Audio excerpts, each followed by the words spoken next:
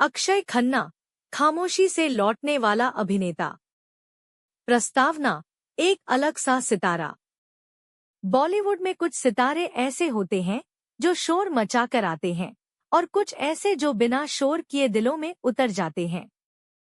अक्षय खन्ना दूसरे प्रकार के कलाकार हैं। वह कभी गॉसिप कॉलम्स का हिस्सा नहीं बने, न ही उन्होंने खुद को सुपरस्टार कहलवाने की कोशिश की। उनकी पहचान बनी अभिनय, चुप्पी और चयन। लेकिन हर कलाकार की जिंदगी में एक ऐसा दौर आता है जब कैमरे उनसे दूर हो जाते हैं। यही दौर अक्षय खन्ना के जीवन में भी आया। और फिर एक ऐसी वापसी हुई जिसने साबित कर दिया कि असली कलाकार कभी गायब नहीं होता, बस सही वक्त का इंतजार करता है। अध्याय 1, विरासत का बोझ। अक्षय खन्ना का जन्म 28 मार्च 1975 को मुंबई में हुआ। उनके पिता विनोद खन्ना बॉलीवुड के सबसे करिश्माई सुपरस्टार्स में से एक। ऐसे में लोगों की उम्मीदें पहले ही तय थी। यह तो विनोद खन्ना का बेटा है, हीरो तो बनेगा ही।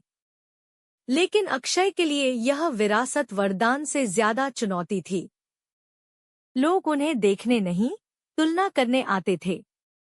उन्होंने एक्टिंग की पढ़ाई की, खुद को तैयार किया और 1997 में फिल्म हिमालय पुत्र से डेब्यू किया।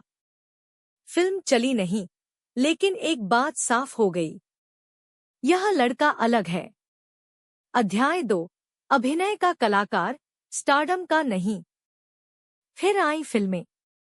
बॉर्डर 1997, टाल 1999, दिल चाहता है 2001, हंगामा 2003, रेस 2008।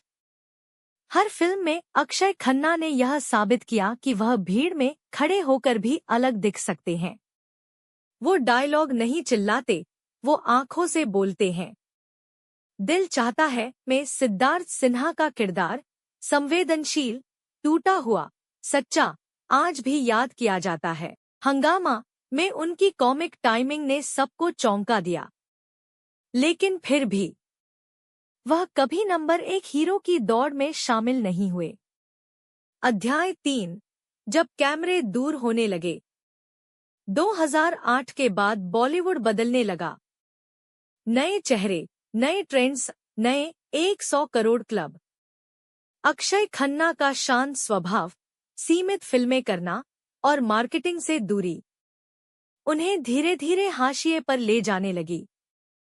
फिल्में कम होती गईं, ऑफर घटने लगे, लोग पूछने लगे, अक्षय खन्ना अब कहाँ हैं? क्या उनका करियर खत्म हो गया? लेकिन सच यह था कि अक्षय कहीं गए ही नहीं थे। वह बस खुद को खोने से बचा रहे थे। अध्याय 4, खामोशी का दौर। करीब 4-5 साल तक अक्षय खन्ना बड़े पर्दे से लगभग गायब रहे। न कोई इंटरव्यू, न कोई सोशल मीडिया, न कोई बयान।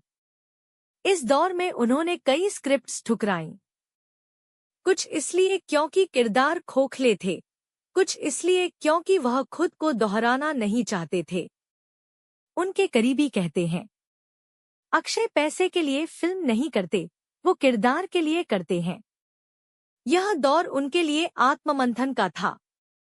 वह अभिनय से दूर नहीं थे, वह अभिनय को और गहराई से समझ रहे थे। अध्याय 5, वापसी की पहली दस्तक। दृश्यम 2। 2022 में आई फिल्म दृश्यम 2। जब लोगों ने सुना कि अक्षय खन्ना इसमें एक पुलिस ऑफिसर का किरदार निभा रहे हैं, तो उत्सुकता बढ़ी। लेकिन किसी ने यह अंदाजा नहीं लगाया था कि वह फिल्म का सबसे डरावना चेहरा बन जाएंगे।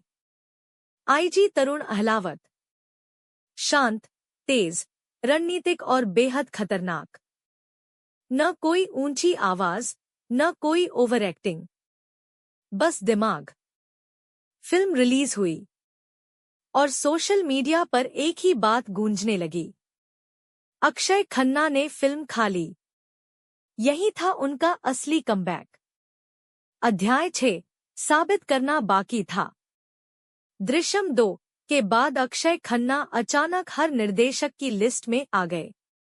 लेकिन उन्होंने फिर वही किया जो हमेशा करते आए थे। चुनाव फिर आई। छावा 2024 ऐतिहासिक किरदार।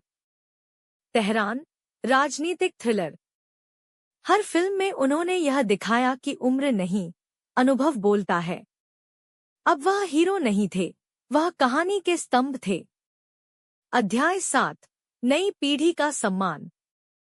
आज के युवा अभिनेता राजकुमार राव, विक्की कौशल, आयुष्मान खुराना, अक्षय खन्ना को एक एक्टर का एक्टर मानते हैं।